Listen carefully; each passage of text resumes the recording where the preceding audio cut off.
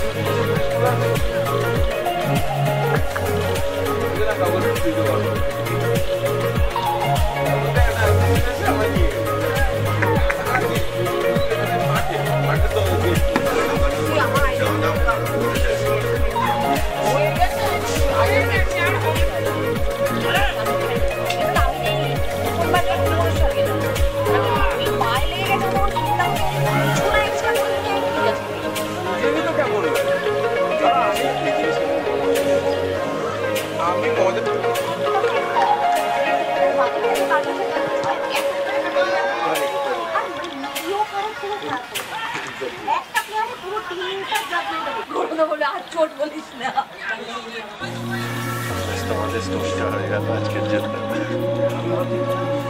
আগে এসছে, ও ঢপ মারছে, মানে এরকম ঢপ মারবে রানি? ও প্রচন্ড ঢপ মারে, ও প্রচন্ড ঢপ মারে।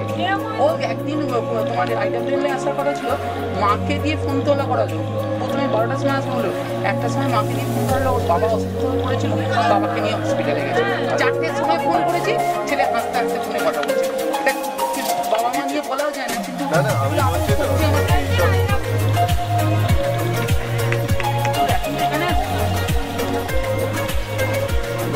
এখানে কি ব্যাপার? না এখন এখানে আগে দিন আগে দিন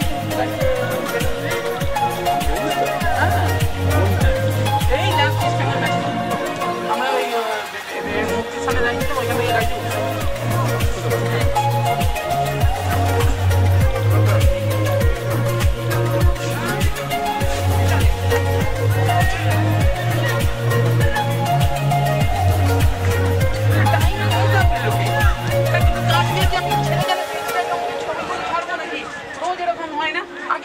তুই জানলি না যে মেসে দিতে হবে?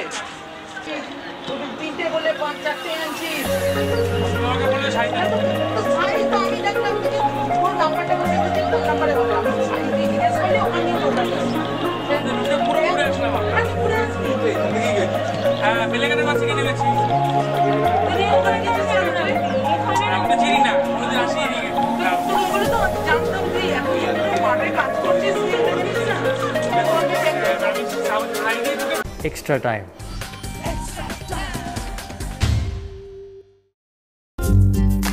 লেটেস্ট নিউজ আর এক্সক্লুসিভ ভিডিওর সঙ্গে আপডেট থাকতে এখনই সাবস্ক্রাইব করুন আমাদের ইউটিউব চ্যানেল। বেল আইকনে ক্লিক করতে ভুলবেন না যেন।